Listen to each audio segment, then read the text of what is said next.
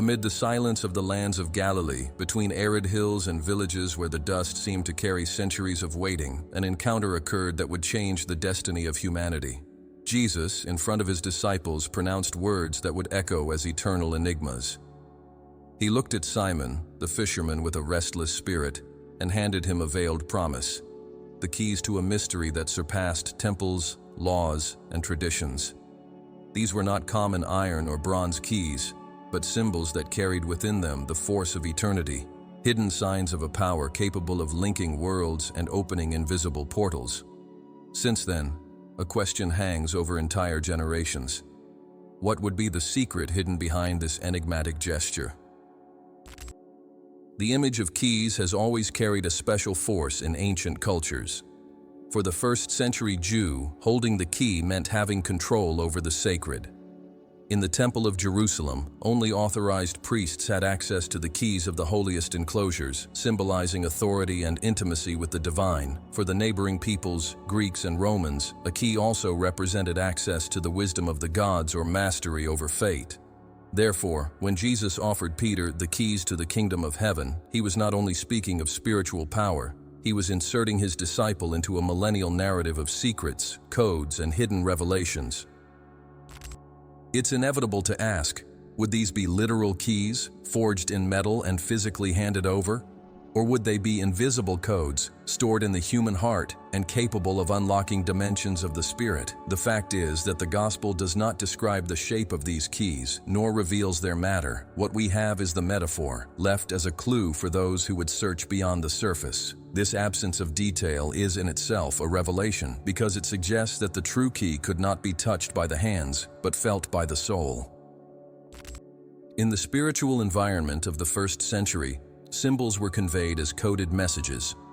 Jesus spoke in parables, hiding secrets from the wise and exposing truths to the simple. Similarly, the handing over of the keys to Peter could not be understood merely as a transfer of institutional authority. There was a spiritual password there, an invitation to cross an internal threshold that few were ready to cross. Just as the ancient mysteries reserved initiations for a select few, Christ's words to Peter sounded like an initiation to open the human heart to infinity. This scene, narrated in Matthew 16, carries within it an intense dramatic charge. It's not about an isolated episode, but a turning point in the relationship between master and disciple. Peter, who was once just an ordinary fisherman, now receives a position of guardianship. The simple man with calloused hands is transformed into the bearer of an eternal secret. This arouses a natural curiosity. Why him?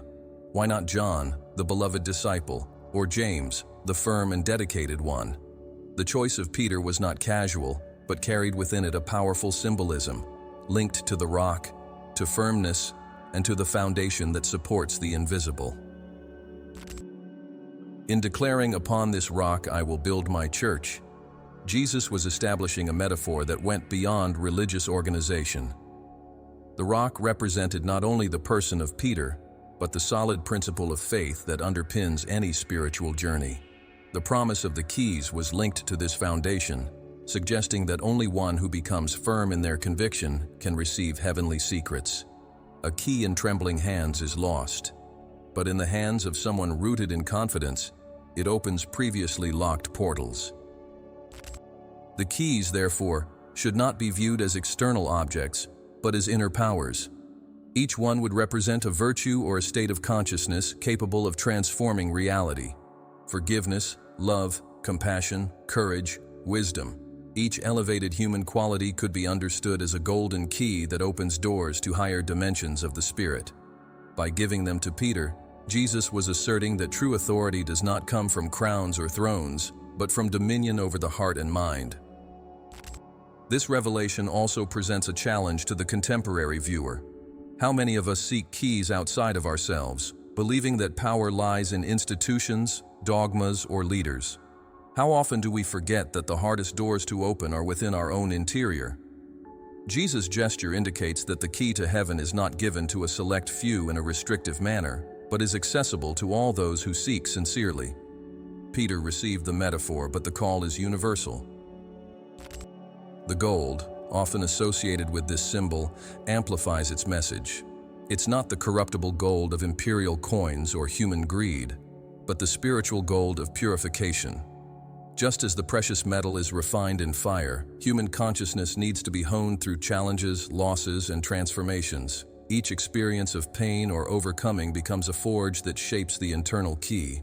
Jesus knew that Peter would face falls, fears, and even denials, but also that, by going through such trials, he would become capable of bearing the key of revelation. At this point, the central conflict that will capture attention throughout the video arises.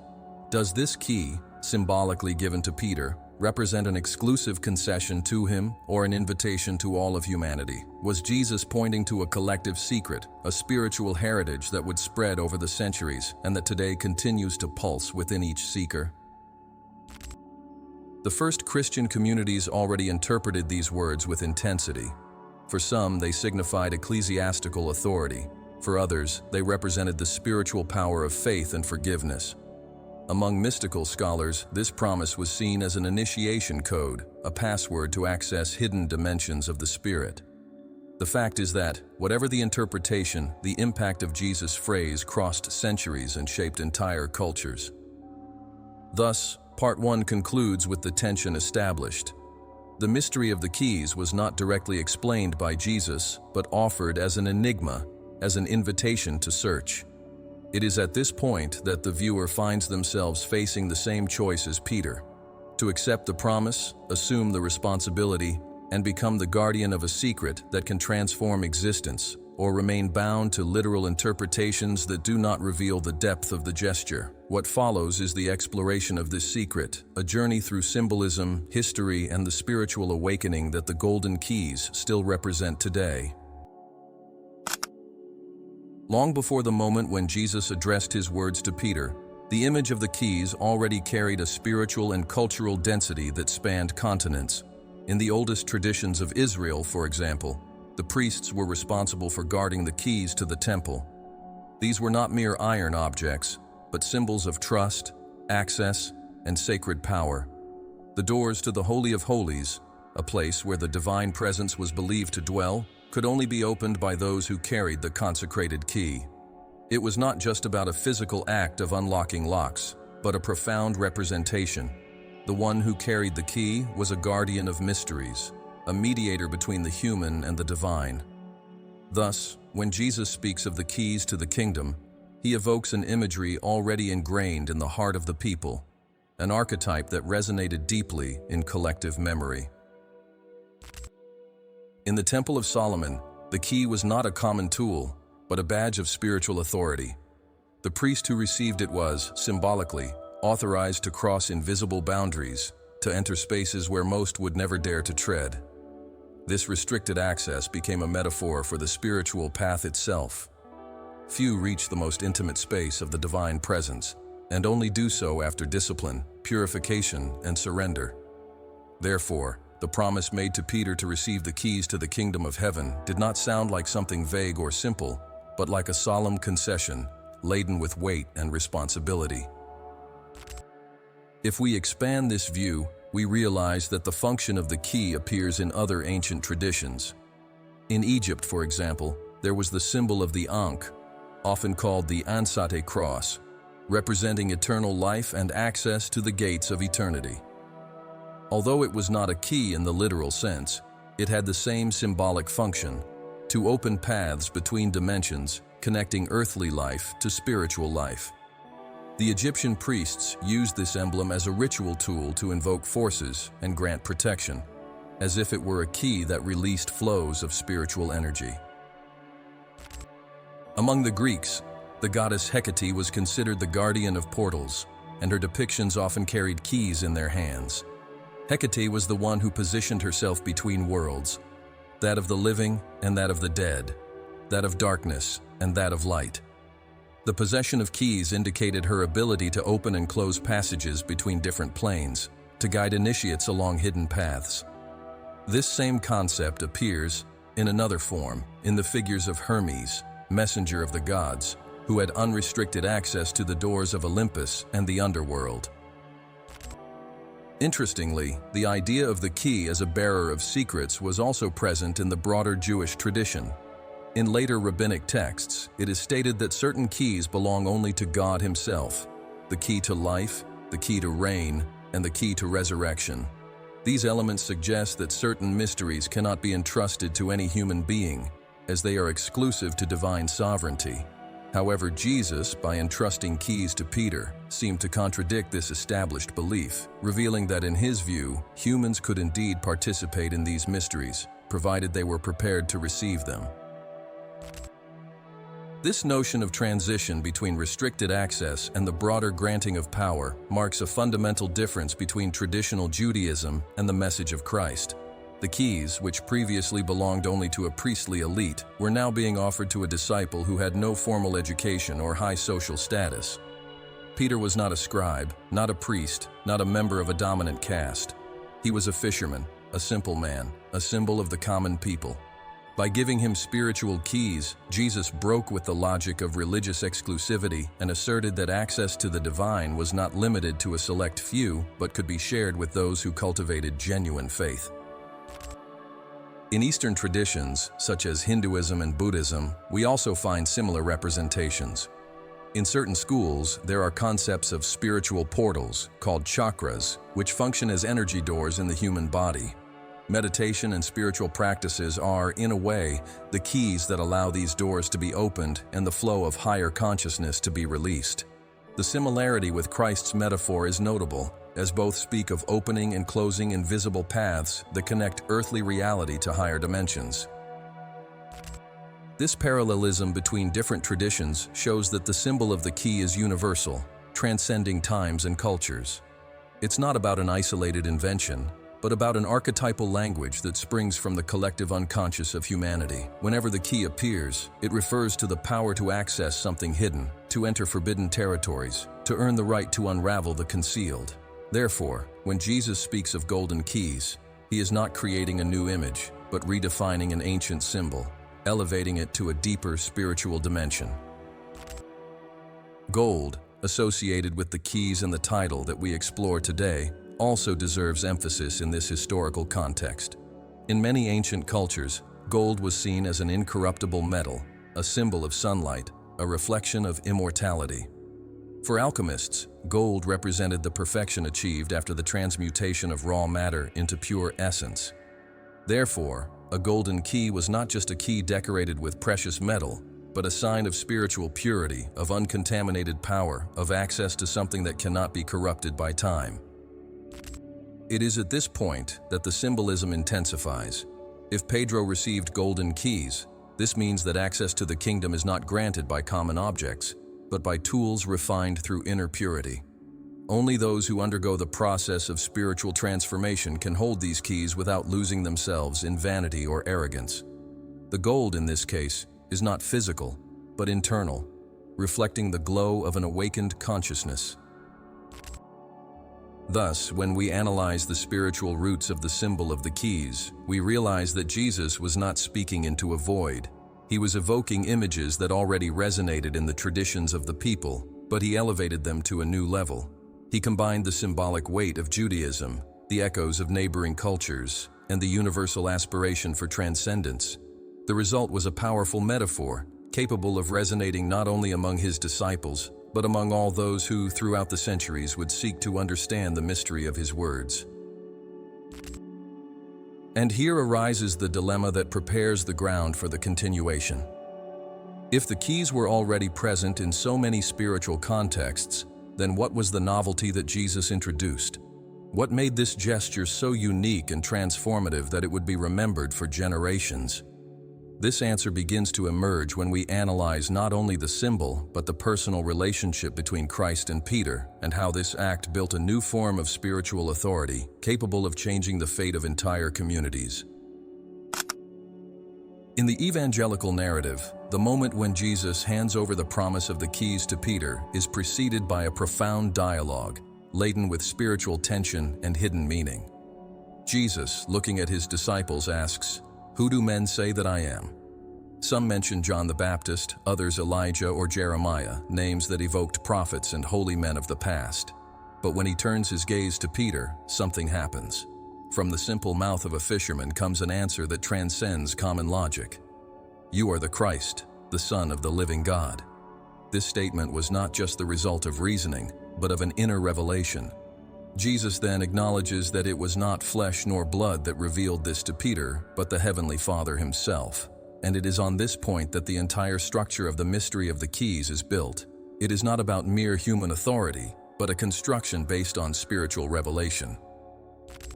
At this moment, Pedro is transformed in front of the other disciples.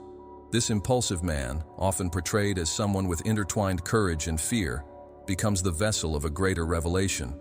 By calling him a rock, Jesus not only gives him a new title, he imprints on his life a mission that surpasses any human merit. The rock symbolizes firmness, solidity, and support. If Pedro represented the common man, then what Jesus was establishing was that the foundation of his community would not be in the moral perfection of leaders, but in the solidity of the revealed faith. This gesture revolutionizes the entire religious logic of the time. The phrase, "Upon this rock I will build my church," is layered with meaning. The term church, ecclesia in Greek, originally meant assembly, gathering, a collective body that united around a purpose. Therefore, the promise was not about a building or a hierarchical institution, but about a living community, built around the revelation of Christ. The rock is, at the same time, Peter and the confession he made. The man and the word merge into symbolism, and the keys given to him represent the ability to keep this community connected with heaven. The authority bestowed upon Peter was not the same as the authority that priests or scribes flaunted. It didn't come from scrolls, titles, or positions of power. It was a spiritual, invisible authority that could not be challenged or invalidated. He would not receive golden scepters, crowns of kings, or monumental temples, but rather unseen keys, keys that opened portals of forgiveness, reconciliation, and reconnection between the human and the divine. This was the real revolution. While the world sought earthly power, Jesus offered inner power. Upon receiving such a promise, Pedro did not become a ruler in the political sense, but a guardian of a spiritual code. He was to learn to discern, to connect and disconnect, to open and close, not in the realm of physical strength, but in that of the soul. This meant that he needed to mature spiritually, as the keys could not be used by someone without self-control. It was an invitation to a journey of personal transformation, of falling and rising, that would shape his life until the end. This dialogue between master and disciple also carries a pedagogical aspect. Jesus does not reveal the secret immediately. First, he provokes consciousness, leading his followers to reflect on who he was. Only when Peter verbalizes the revelation is the promise granted to him.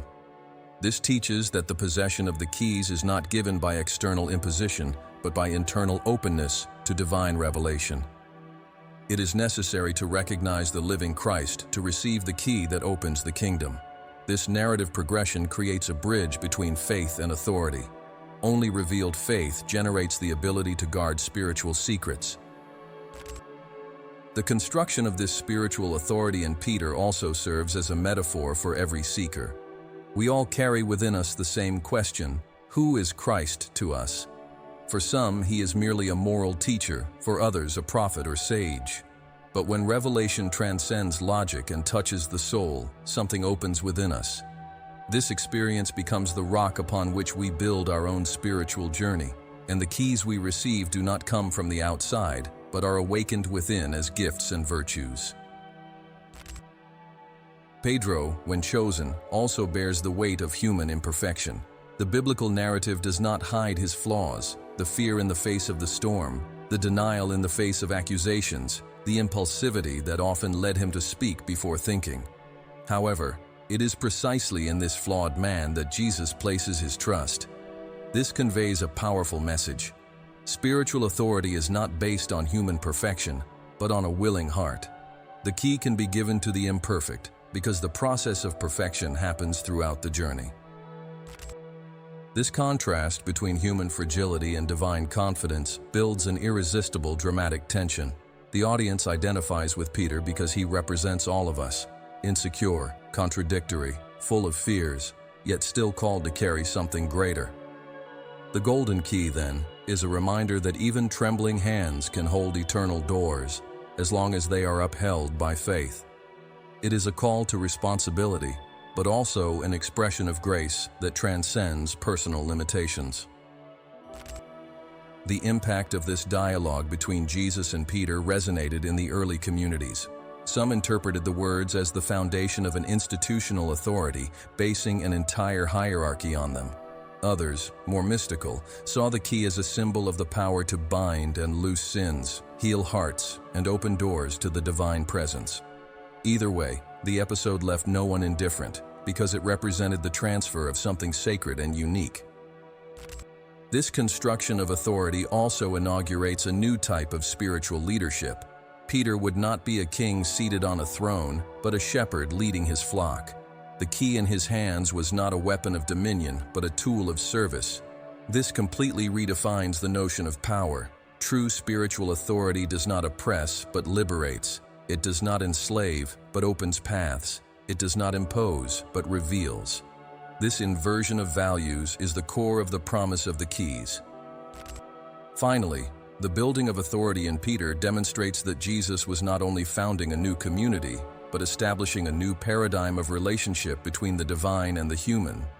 The key symbolizes access, but also responsibility. Opening a door means allowing others to enter, and the one who holds the key needs to discern the right time to use it. Thus, Peter becomes not just the bearer of a secret, but the representative of the possibility for all of us to access this secret through faith. The construction of spiritual authority is, therefore, preparation for the use of the keys, which will lead us to a deeper understanding of their function. To open not just distant heavens, but the inner doors of the self. When we talk about golden keys, we are not referring to an object that is kept in safes or used to unlock wooden and iron doors. What Jesus hands over to Peter cannot be weighed, touched, or stored in any pocket. The key in this case is a metaphor for inner states, invisible tools that have the power to open dimensions of consciousness. The golden color intensifies this symbolism even further, as gold in all cultures represents purity, incorruptibility, and light.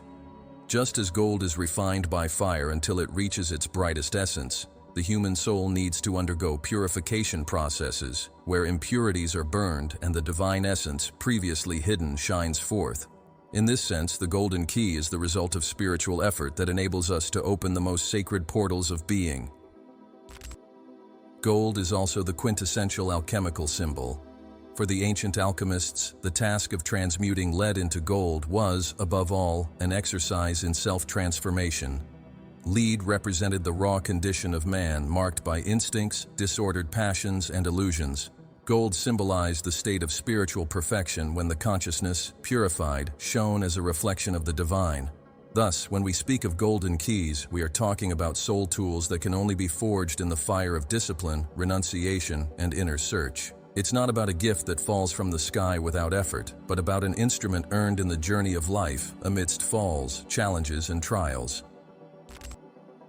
This metaphor leads us to understand that each key corresponds to a virtue. Forgiveness, for example, is a golden key that opens doors that resentment and revenge keep closed. Love is another key, capable of dissolving walls of hatred that imprison hearts. Compassion opens portals that selfishness closes. Faith frees from the prison of doubt and fear. Each time we cultivate one of these virtues, we are, in practice, shaping a golden key within us. Pedro, upon receiving the symbol, also received the mission of becoming a guardian of liberating virtues, and not just of imprisoning doctrines. If gold does not deteriorate, golden keys represent states that cannot be corroded by time or circumstances. A man may lose his wealth, his social status, even his physical health. But if he has kept within him the keys of love, faith, and wisdom, he will never be poor. Spiritual gold does not rust, it is not lost, it cannot be stolen. It belongs to the immortal core of the soul. Therefore, Jesus did not hand over crowns or swords to Peter, but something that would be beyond the corruption of empires. What was entrusted was eternal, resistant to any human power. The image of the key also evokes the idea of access. It's not enough to have a door, you need the tool to unlock it. Often, human suffering comes from the inability to open our own inner doors. We get locked in memories of pain, unresolved guilt, and paralyzing fears. In this scenario, the golden key appears as the ability to overcome the blockade, to cross the obstacle, to escape from invisible prisons. When Jesus hands keys to Peter, he is saying that faith, revelation, and virtues are tools that break out of unseen prisons. Throughout spiritual history, various traditions have spoken of this process of opening internal doors. Buddhism speaks of gates of enlightenment, which can only be crossed through the discipline of the mind. Hinduism describes the chakras as wheels or energy doors, which need to be opened for divine energy to flow fully. In mystical Christianity, there is talk of heart doors that need to be opened to the spirit. In all cases, the same image is present. Doors exist, but only the correct key can open them. The golden keys, therefore, are a set of practices and states of being that allow us to traverse the stages of the spiritual path. The internal transformation that these keys enable is not superficial, but radical. They invite us to change not just outward behaviors, but the internal structure that supports our life. It's as if each golden key unlocked a hidden room within us, where forgotten treasures and dormant potentials lie. Many people live without ever opening these doors, carrying with them spiritual riches they've never experienced. When Jesus entrusted keys to Peter, he was showing that within each human being there are secret rooms waiting to be revealed, and that virtues are the keys that grant access to these riches. Another fundamental point is that the golden keys do not work in isolation. It's not enough to possess just one of them. A collection, a complete set is required. Love without wisdom can become naive. Faith without discernment can degenerate into fanaticism. Compassion without courage can become fragile. Each key balances with the others, forming a bundle of tools that, in harmony, open the doors of the kingdom. This vision leads us to realize that spiritual growth is not one-sided, but comprehensive. We need to develop multiple virtues, as each one opens a specific door in the awakening process. The intensity of the process of forging these keys cannot be overlooked. The spiritual gold only appears when we go through the furnaces of life. Peter, who would receive the keys, still had to face his own denials, his own cowardice, his own fear. Each failure would become a fire that refined his soul until he was capable of holding the keys without trembling. The same happens with us. Each pain, each loss, each trial, far from being punishments, can be understood as opportunities to polish a golden key within us. This understanding frees us from the notion that the spiritual life is an easy path or without struggles. Gold requires fire, and fire is inevitable. But in the end, what is achieved is indestructible. Looking back, we will see that every shed tear, every dark night of the soul, every crisis was a necessary furnace to shape the precious metal. The golden keys are not handed to those who have not gone through this process. They only arise from the union of divine revelation and human transformation. Therefore, the golden keys are more than symbols. They are living codes of inner transformation. They teach us that true power is not in controlling others, but in opening doors within ourselves. It's not about authority over masses, but about authority over fears, guilt, and internal prisons. Whoever possesses these keys carries freedom within them, for nothing external can imprison someone who has already opened the doors of their own soul. This is the promise that resonated behind Jesus' words to Peter, and this is the promise that remains valid for every seeker who is willing to go through the fire of life in search of eternal gold. Among all the phrases uttered by Jesus in the episode of handing over the keys, perhaps none is as mysterious as this one. Whatever you bind on earth will be bound in heaven, and whatever you loose on earth will be loosed in heaven. This statement is not just a metaphor, but a revelation of cosmic proportions.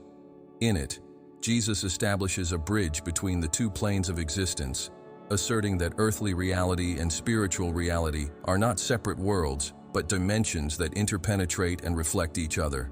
This idea breaks with the common thought of his time, which saw heaven as a distant and untouchable place, separated by insurmountable walls.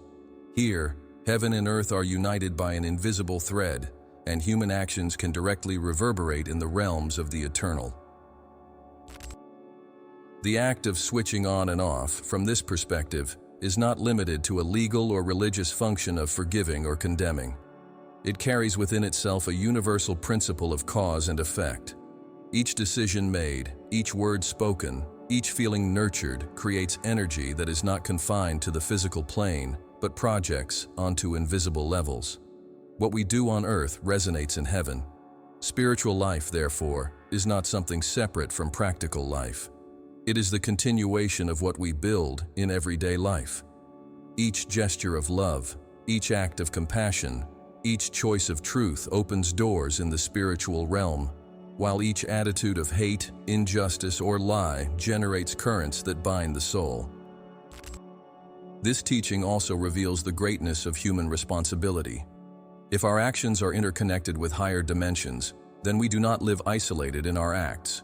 We are co-creators of reality. What is decided here, in the material realm, resonates in the invisible. This view aligns with universal principles found in other traditions. In Hinduism, the law of karma states that each act generates consequences that span lives. In Buddhism, the teaching of interdependence shows that nothing exists in isolation. In Hermeticism, the law of correspondence is spoken of. As above, so below. The phrase of Jesus resonates with all these traditions, revealing the unity of a spiritual truth present in diverse cultures. The golden keys, then, are not just instruments of inner transformation, but tools that allow conscious participation in this connection between worlds. With them, Pedro would not only lead communities, but learn to perceive how each human act impacts the eternal. To connect and disconnect meant recognizing that the visible and invisible reality are part of the same fabric. When a door opens within the human heart, another door opens in the infinite. When a chain is broken here, chains also break beyond space and time. This connection can also be understood as a revelation of the creative power of the Word. What is pronounced with faith and authority does not hang in the void, but reverberates in the cosmos. When Jesus tells Peter that he would have the power to bind and unbind, he was conferring on him the awareness that his words and actions would carry eternal weight. This is a powerful key, as it shows that what we say and do does not get lost. Everything is recorded in the web of existence. Each thought, each intention, each gesture is a seed cast into the universe, and sooner or later, it germinates into fruits that return to us. This is where the phrase takes on its most mystical dimension. The act of turning on and off is not just the function of the disciple Peter, but of anyone who awakens to spiritual consciousness. Each person who rises in sincere prayer, who forgives from the heart, who blesses instead of curses, is activating on earth something that reflects in heaven. Every time someone breaks a chain of hatred, decides not to seek revenge, decides not to harbor resentment, they are deactivating on earth something that also unravels in the spiritual plane. Thus, we are all called to be key bearers, capable of making connections and liberations that go beyond our immediate understanding. This teaching also invites us to look at life from a different perspective. Often we believe that our actions are too small, that our gestures are insignificant. However, Jesus teaches that even the smallest act has a cosmic impact. A cup of water offered, a word of comfort, a silence of wisdom in the face of provocation. All of this is connection and disconnection at invisible levels. The kingdom of heaven is not distant, but manifests itself in every detail of life when we act with awareness. The connection between heaven and earth also reveals the existence of a spiritual network that sustains life. Nothing happens in isolation. When one heart opens, other hearts benefit. When someone frees themselves from an inner prison, others also feel the reflection of that liberation. Therefore, the golden keys are not instruments for individual use, but tools that have a collective impact. Peter received them not only for himself, but to open paths that would benefit the entire faith community. Similarly, every time we cultivate virtues, we are not only illuminating our own life, but contributing so that others may also find open doors. This power, however, requires discernment. Not every door should be opened, not every call should be made. Just like a guardian knows when to permit entry and when to protect access, the key holder needs to cultivate wisdom to use their power correctly. Jesus knew that Peter would still need to mature to perform this function, for it is not enough to just have the key. One must know the right moment to use it. Spiritual authority cannot be driven by impulses, but by deep discernment. A key misused can imprison instead of liberate. It can generate burdens instead of relieving them. The promise of turning on and off, therefore, is not just a privilege, but a responsibility. It requires us to understand the seriousness of our actions, the depth of our choices, and the impact of every word we utter. By entrusting this to Peter, Jesus also trusted in his ability to learn, to grow, to become worthy of this role. And ultimately, he trusted in humanity, for this power is not limited to one man, but extends to all who seek to live in harmony with the truth. Thus, the secret of the connection between heaven and earth reveals to us that life is not fragmented. Each moment is connected to the eternal. Each action projects into invisible dimensions. Each golden key is an instrument of active participation in creation. We are, at the same time, citizens of earth and heaven, living in two planes that intertwine. And when we learn to use our keys consciously, we discover that there are no insurmountable barriers, no doors closed forever, no chains that cannot be broken. What we bind here echoes in the infinite, and what we set free here is reflected in spheres that our eyes cannot see. This is the true power hidden in the words of Jesus to Peter, the revelation that we are bridge builders between worlds. When we observe the history of humanity, we realize that certain symbols do not belong solely to one culture or religion, but spread as universal archetypes, emerging in different places and times with similar meanings. Keys are one of these timeless symbols. The image of an object that opens doors and reveals hidden secrets appears in Greek myths, in Eastern traditions, in Middle Eastern religions, and even in older civilizations such as Egypt. This profound echo shows that, when speaking of golden keys, Jesus was touching on a symbolic language that was already imprinted in the collective unconscious, something that any human being, anywhere in the world, could recognize as an expression of power and mystery. In ancient Greece, for example, the goddess Hecate was known as the guardian of thresholds. Always associated with crossroads and portals, she was depicted holding torches and keys. She was invoked in rituals as she who opens and closes paths, a symbol of the wisdom that allows passage between worlds. Hecate was not only a goddess of shadows, but also the protector of the initiated, the one who granted access to mysteries. The key in her hands signified the possibility of entering hidden dimensions, of unveiling secrets inaccessible to the common man. Just as Peter received from Christ the power to bind and loose, the Greek initiates saw in Hecate the force that allowed them to open or close their fate. Another striking example in Greek mythology is Hermes, the messenger of the gods, whose role was to travel between Olympus, the earth, and the world of the dead. Although not always represented with physical keys, his ability to cross borders symbolized the same concept. Hermes was called the psychopomp, the conductor of souls, the one who guided the dead to the underworld and also brought divine messages to the living. His staff, the caduceus, carried within it the idea of balance and power, but symbolically, it could also be understood as a universal key that opened portals between dimensions. In ancient Egypt, we find another symbol that resonates strongly with the idea of keys, the Ankh, known as the Ansate cross. It was the hieroglyph for eternal life, the emblem of the power to open the doors to the beyond. Egyptian gods were often depicted holding the Ankh, offering it to the pharaohs as a guarantee of immortality. In rituals, the Ankh was not just a symbol, but an object used in ceremonies as a key of passage between the physical and spiritual world. When Jesus speaks of golden keys, many scholars perceive the echo of this same symbolism, the power to open not ordinary doors, but portals to eternal life, doors of access to that which does not perish. Among the Romans, contemporaries of Peter, the figure of the goddess Cardia played a similar role. She was the protector of thresholds, the guardian of house doors, always associated with family well-being. The name Cardia is at the origin of the word cardo, which means axis or hinge, a fundamental element for opening and closing doors. The key, in this case, represented security, protection, and access control. Although it seems like a more practical function, there was also a spiritual aspect behind it. Whoever had the key controlled the destiny of the home, decided who could enter or stay out. This same concept was reinterpreted in the Gospel. The key given to Peter was more than protection. It was an opening to the sacred and a closure against forces of darkness.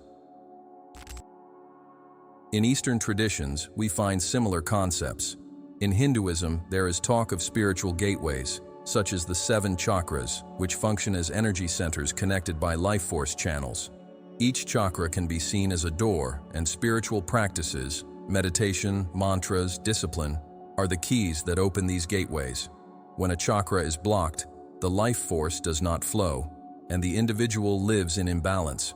When it is opened, a new dimension of consciousness is revealed. The similarity with the golden keys is evident. Just as the chakras require practice and purity to be awakened, Peter's spiritual keys require maturity and virtue to open the portals of the kingdom. Buddhism in turn speaks of the gates of Dharma. Sacred texts describe numerous gateways leading to awakening, each opened by specific practices. The key in this case is the teaching of Buddha, capable of freeing the disciple from the wheel of suffering. The emphasis here is not on a material object, but on the knowledge that opens the mind to the truth. This image closely resembles the metaphor of the golden keys, because both refer to the wisdom that unlocks invisible prisons. Even in Jewish mysticism, especially in the Kabbalah, the symbol of the key appears in ancient texts. The Zohar speaks of secrets of the Torah kept as keys that unlock doors of divine wisdom. The initiate needs to learn to decipher hidden codes, with each letter and number functioning as a key that reveals spiritual dimensions. When Jesus hands keys to Peter, he is placing his message within a context where people already recognize that certain mysteries required interpretive keys to be understood. These parallels show that keys are a universal symbol of the human quest for transcendence. It doesn't matter if we're talking about Greek gods, Egyptian pharaohs, Hindu masters, or Jewish traditions. Everywhere the idea emerges that there are invisible doors that can only be opened by those who possess the right key.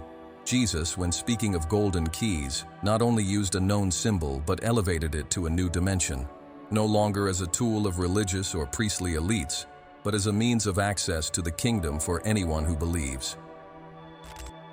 The most fascinating thing is to realize that, although the contexts are different, the profound meaning is the same. The key is always the means of access to what lies beyond ordinary life.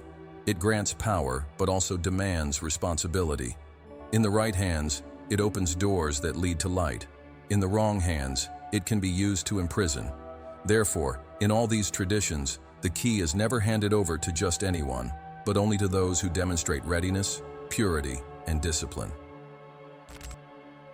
Thus, when speaking of golden keys, Jesus places himself within a universal symbolic tradition, but with an essential difference.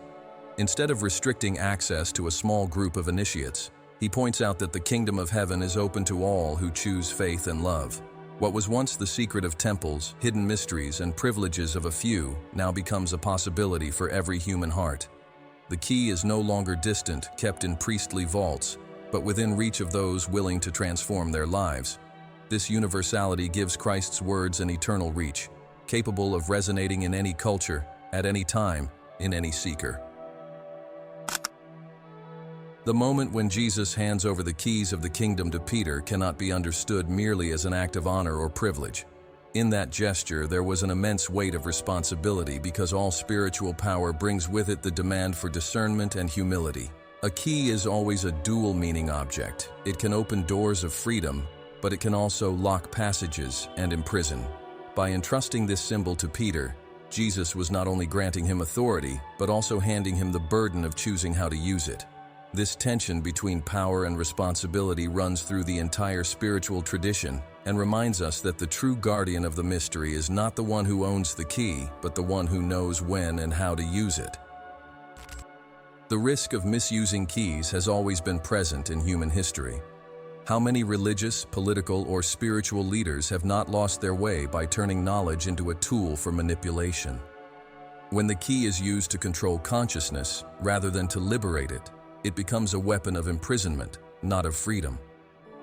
This is the shadow that accompanies all spiritual power, the temptation to use the sacred for one's own benefit. Jesus, in giving keys to Peter, knew that the disciple would need to face this temptation and learn throughout his life to use the key not for himself, but for the service of the community and the kingdom. The true golden key only shines when it is used in humility. The one who carries spiritual keys needs to understand that they are not the owner of the kingdom, but merely a temporary guardian. The key does not belong to them. It belongs to the divine mystery. Their role is to open doors so that others may enter, not to build walls to feel superior. This awareness is crucial, as it transforms authority into service, power into responsibility. Jesus made it clear that whoever wants to be great in the kingdom must be the servant of all. Therefore, holding the golden key means accepting to be the gatekeeper who opens paths, not the owner who monopolizes access. Pedro is a prime example of this tension.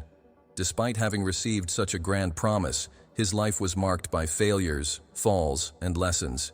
He denied Jesus 3 times, showing fear and weakness. However, it was precisely in this process of error and repentance that he matured to understand the weight of the keys he had received. The experience of failure taught him that he could not use power to exalt himself, but to lift others. Thus, his human fragility was the ground where spiritual responsibility germinated. This is a profound lesson. The golden key can only be wielded with maturity by those who have gone through the fire of pain and learned to bow before grace. Spiritual responsibility also includes the discernment between opening and closing. Not every door should be opened, and not every chain should be broken. There are times when closing is protection, and times when opening is liberation. The guardian of the keys needs to listen to divine wisdom to decide, as a key used at the wrong time can cause confusion and destruction. This is the difference between the wise and the reckless. The former knows that possessing the key does not give him the right to use it at any time, but invites him to wait for the guidance of the Spirit to act with precision. That's why spiritual traditions have always emphasized the risk of pride on the seeker's path. Pride is like a rust that corrodes the golden key, turning it into a heavy and useless tool. True spiritual power does not show off, does not display, does not turn into a spectacle. It is exercised in silence, in discreet gestures, in choices that often no one sees. Pedro, throughout his journey, had to learn this humility until he was capable of guiding communities without seeking personal glory. This lesson remains valid. The keys to the kingdom cannot be used as a currency of vanity, but as tools of love. Responsibility also extends to the collective impact of decisions. When a key holder opens or closes a door, they do not do it just for themselves, but for many. Spiritual leadership is always communal. It touches lives, directs paths, shapes consciousness. For this reason, Jesus warned so often about the danger of false guides, who instead of opening, close the doors of the kingdom to people. The golden key, when misused, can become a burden that prevents others from entering. But when used wisely, it becomes an instrument of liberation that transforms entire communities.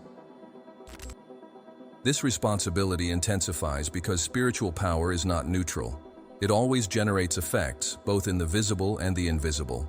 What is bound and unbound resonates in dimensions that surpass human understanding. Therefore, the one who holds the key must act with the awareness that each gesture opens or closes eternal paths. This leads us to realize that the golden key is not just a privilege granted to Peter, but a call to every seeker. Each of us, when we awaken to the mystery of life, receives small keys in our hands. Keys of words, gestures, decisions that can either imprison or liberate. The hidden power of keys also manifests itself in the ability to transform destinies. A single conscious decision can completely change the course of a life. Forgiveness, given at the right time, can liberate generations from a cycle of hatred. An act of compassion can open doors for others to find hope. A word of courage can unlock doors of fear in troubled hearts. These are the true golden keys we carry without realizing. Small actions that, when used with love, have the power of infinite repercussion.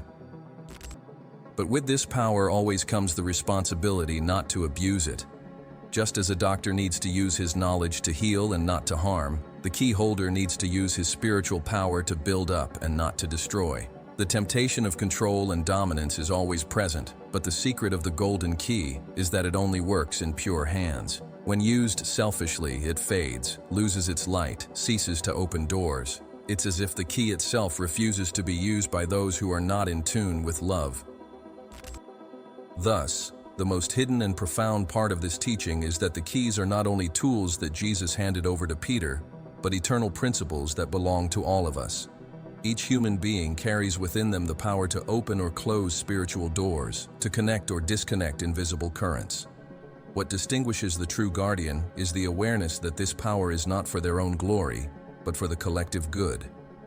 This is the essence of spiritual responsibility, recognizing that the keys to the kingdom are not instruments of possession, but of service. Therefore, the hidden power of the golden keys is inseparable from the responsibility they carry. They remind us that spiritual greatness is not in possessing more knowledge, more gifts, or more visions, but in knowing how to use all of this with humility, love, and discernment. Jesus entrusted Peter with something that could transform the world, but also something that could become a burden if misused. This is the same choice that presents itself before us. How will we use the keys that life hands us? Will we open doors of light or lock passages of freedom?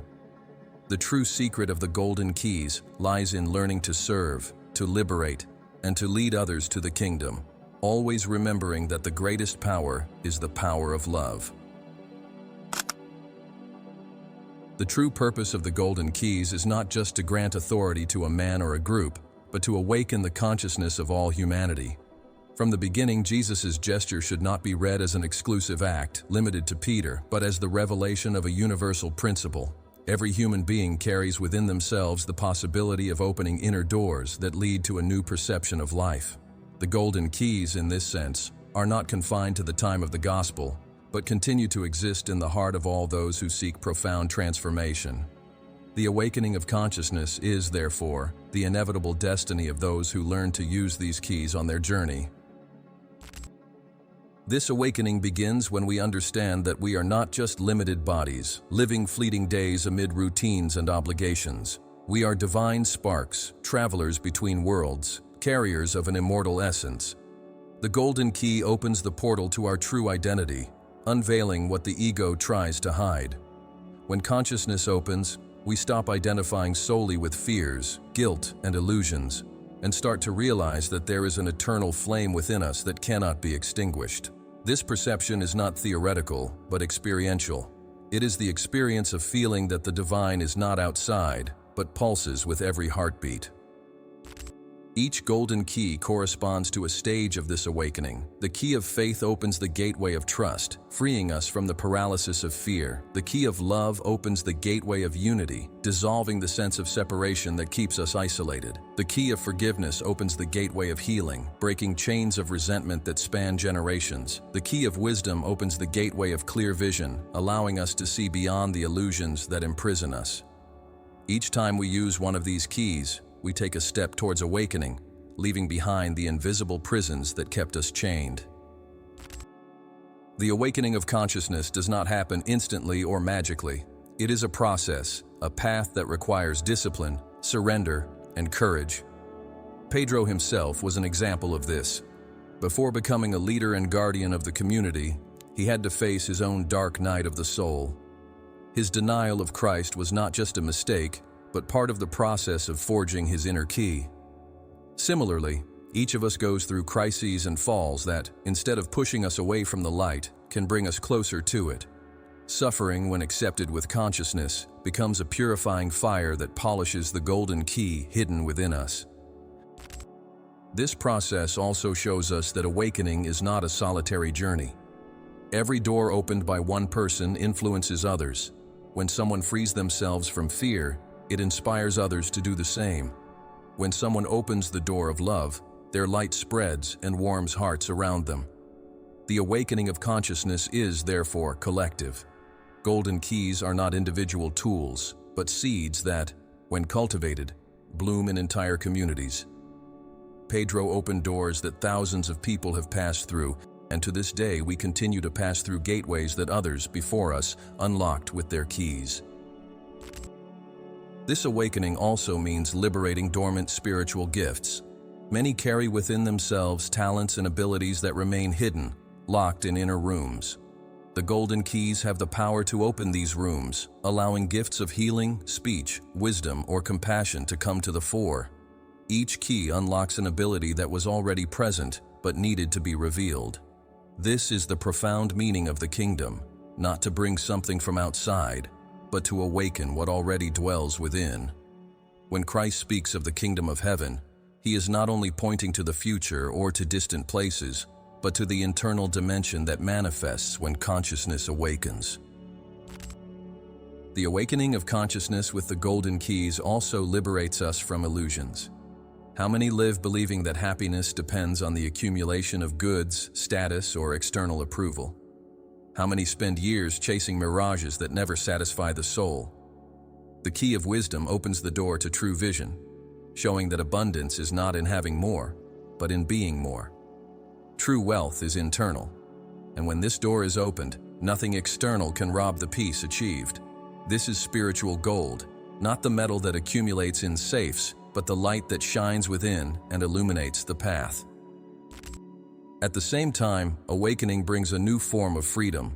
It's not just about political or social freedom, but a freedom that transcends any external condition. The awakened human being is not a prisoner of circumstances because they understand that their essence cannot be touched by external forces. Even amidst difficulties, they remain free because they have discovered that no material prison can lock the doors of the spirit. This is the greatest gift of the golden keys, the certainty that freedom is an inner state, not a privilege granted by systems or institutions. Another fundamental aspect of awakening is detachment. The golden keys teach us that opening doors often also means closing others. To cross a new threshold, we need to leave something behind: old beliefs, behavior patterns, identities that no longer serve us. This detachment is not a loss, but liberation. Just as a key opens a door and leads us to a larger space, the awakened consciousness understands that letting go of what weighs us down is a condition for flying higher. Pedro had to let go of his limited vision of a political Messiah to open himself to the vision of the spiritual Christ. Similarly, we need to let go of our illusions to access broader realities. The awakening with the golden keys also connects us with eternity. When consciousness expands, we realize that linear time, with its pasts and futures, does not define our essence. We are part of something that transcends generations, a life stream that has neither beginning nor end. The key of faith opens the portal of eternity, revealing that death is not the end, but a passage. This awakening transforms the way we live, because we learn to value every moment as eternal, every encounter as sacred, every gesture as part of an infinite masterpiece. Finally, the awakening of consciousness makes us masters of ourselves. This is perhaps the greatest secret of the golden keys. They were not given for us to be dependent on external leaders, but for us to discover that each one can become a bearer of their own light. The disciple becomes master of himself when he learns to use his internal keys, opening doors that no one else could open for him. This is the legacy of Christ, not to create followers eternally dependent, but to awaken consciousnesses that, like Peter, become firm rocks, bearers of keys, builders of paths. Upon reaching the end of this path, it becomes inevitable to acknowledge that the golden keys are not just a distant episode recorded in the Gospels, but a living metaphor that spans centuries and continues to pulse in the human heart. Jesus' gesture of entrusting Peter with the power to bind and loose, to open and close, to keep and transmit secrets, was a milestone that transcended the boundaries of time. But the real mystery lies not only in what Peter received, but in what this represents for all of us. The legacy of the keys is a universal call for each seeker to discover within themselves the same power to awaken, to transform, to connect heaven and earth. Pedro became a symbol of this process. He was not a perfect man, not a renowned sage, nor someone with a title or position. He was an ordinary fisherman who carried fears, flaws, impulses, and contradictions. Yet, it was this very man that Christ chose to receive the promise of the keys. This reveals that the mystery is not limited to a select enlightened few, but is accessible to any willing heart. If Pedro, with all his fragile humanity, could hold the golden keys, then each one of us can too. The legacy is an invitation to abandon the belief that spirituality is the privilege of an elite. The kingdom is open, and the keys are already within us. This legacy, however, is not just a treasure to keep, but a responsibility to live. The golden keys require conscious use, as each one of them opens doors that transform life. Forgiveness, for instance, when used as a key, not only liberates the one who forgives, but also the one who is forgiven. Love, when used as a key, unlocks invisible walls and creates bridges between people and generations. Faith, when used as a key, opens passages in the impossible and turns desert into a path. Compassion, when used as a key, undoes chains of loneliness and opens doors of acceptance. The legacy of the keys, therefore, is dynamic. It's not enough to admire them as distant symbols. They must be practiced as living tools. The impact of this legacy has spanned centuries and shaped entire civilizations. The earliest Christian communities saw in Peter and the keys a symbol of authority, but also of access to the sacred. Over time, institutions formed around this metaphor, interpreting it as the foundation of hierarchical structures. However, beyond institutional interpretations, the deepest essence remains. The key does not belong to an organization, but to the awakened heart. The generations that followed reinterpreted Jesus' words in different ways, but in all of them echoes the same call: to open the inner doors that lead to the kingdom. This legacy also teaches us that spiritual power cannot be reduced to external control. The true power of the golden keys is liberating, not oppressive. It does not imprison consciousness, but frees souls. It does not build walls of exclusion, but opens passages of acceptance. Peter became the cornerstone, not because he dominated people or built temples, but because he learned to use the key of faith, the key of repentance, the key of surrender. His leadership was not marked by force or imposition, but by service and testimony. This is the message that the legacy leaves us. True spiritual power manifests itself in serving, in caring, in opening paths. When we look at the present, we realize that this legacy remains urgent. We live in times of walls, divisions, conflicts, and distrust. Doors close every day, doors of dialogue, doors of compassion, doors of brotherhood. In this scenario, the golden keys become more necessary than ever. We need them to unlock the chains of intolerance, to open paths of reconciliation, to reconnect the earth to the sky. Peter's legacy is not just memory, it is a task. Each generation needs to take up its own keys and use them to open doors leading to more light, more awareness, and more life. The most beautiful aspect of this legacy is realizing that it does not depend on external conditions. You don't need to be a leader, priest, or master to use a golden key. Every person in their everyday life has the opportunity to open invisible doors. When a mother comforts her tearful child, she uses a key. When someone offers help to a stranger, they use a key. When a person chooses not to retaliate evil with hate, but with love, they open doors that connect heaven and earth. This is the real secret. The keys are in the ordinary aspects of life, in every simple gesture, in every choice that brings the human closer to the divine. The gold of the keys also reminds us that the process is eternal. No matter how many doors we've already opened, there will always be others in front of us. The spiritual journey is a continuous opening and crossing, opening and crossing. Each golden key we use leads us to a new room, and in each room we find another door waiting to be unlocked. This infinite cycle is the very process of evolution. There is no endpoint, but a constant expansion of consciousness towards ever higher dimensions of love and wisdom. The legacy of the keys is not static, but perpetual motion. Pedro shows us that the key can be heavy, but it's also liberating. His life, marked by falls and recoveries, teaches us that the key is not handed to the perfect, but to the apprentice. Every mistake we make can become the fire that refines gold. Every tear we shed can polish the key until it shines brighter.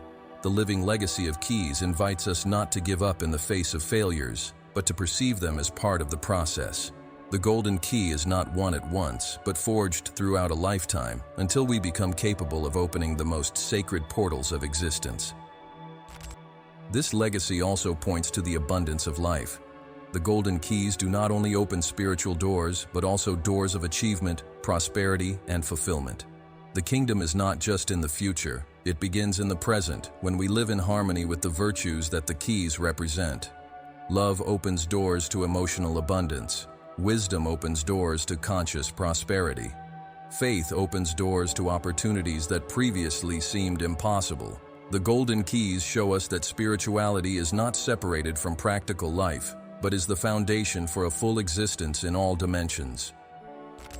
Finally, the living legacy of Peter's keys is a reminder that the spiritual journey is both individual and collective. Each of us needs to discover our own keys and learn how to use them, but their true meaning manifests when we open doors for others to enter as well. It's not enough to cross over alone. We must allow others to find their way. Peter opened a door that millions have crossed. We, today, have the opportunity to open doors that will benefit not only our generation but those to come. This is the greatness of the legacy. It does not end in us, but continues through us. Thus, we conclude that the mystery of the golden keys is more than a symbol of the past. It is a present, living, pulsating call. It is a reminder that every human heart carries within it a set of keys that can transform destinies, open portals of eternity, and connect earth to heaven. Jesus gave Peter a secret that spans centuries, but at the same time, he gave us all an invitation to awaken, to open, to liberate, to serve. This is the eternal legacy of the golden keys, a treasure that never rusts, never gets lost, and the more it is used, the more it shines. The mystical secret is not far away. It is in our hands, waiting to be used, today and always. Mind Unfettered. Now that we have journeyed together and unraveled the mystery of the golden keys, I want to hear from you.